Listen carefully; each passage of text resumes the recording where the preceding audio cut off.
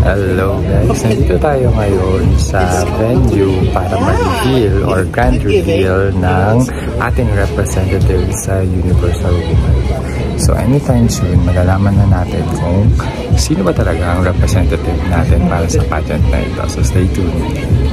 So we're looking at si J.O. Piazza. Siya po yung magiging host ng reveal ng ating representative for Universal Woman. Ngayon siya at nag-aaral ng kanyang script. Sana humarap dito si J.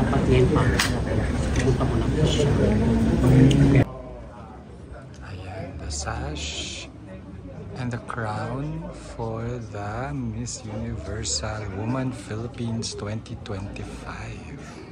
Sino kaya magsusuot nito?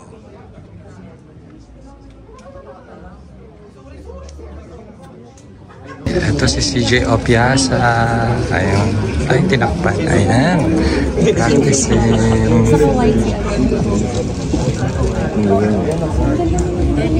Very momentous event because officially we will be announcing a new queen who will be representing our country, the Philippines, in another international stage. This competition, of course, for the upcoming Universal Woman 2025, Miss Jasmine Omay.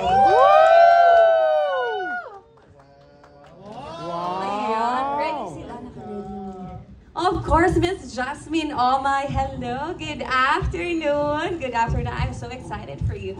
But then again, guys, na-announce nga kung sino ang ating representative for Universal Woman, which is eto, nasa likod ko ngayon. Ongoing pa yung press conference, si Jasmine Omay.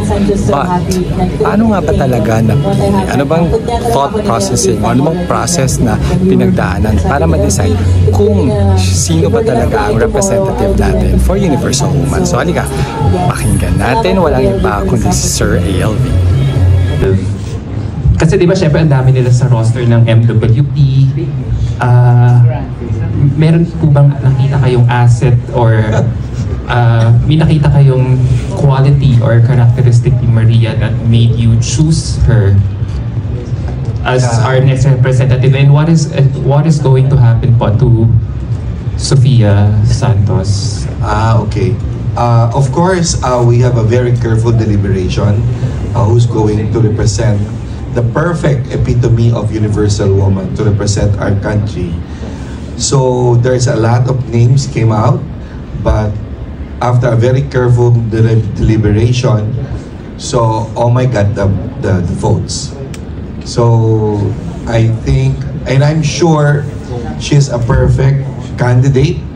No, her being smart, you know, beauty, and her purposeful, her advocacy, of course, and the achievements, you know, professional career niya. So those are the, you know, the requirements of Universal. But the most important, you can speak. And with regards to Sofia naman, Sofia kasi, the problem, I did my best to, you know, to fight for it. I fought for Sofia to, you know, to reconsider her. But the problem with Sofia is the age requirement. That's the main reason. But Sofia will compete on September to another pageant, which is Miss. Ayan guys, so tapos na ang press conference. There's CJ at in-interview pa ngayon ng mainstream si Jasmine Omay. I hope you enjoyed it.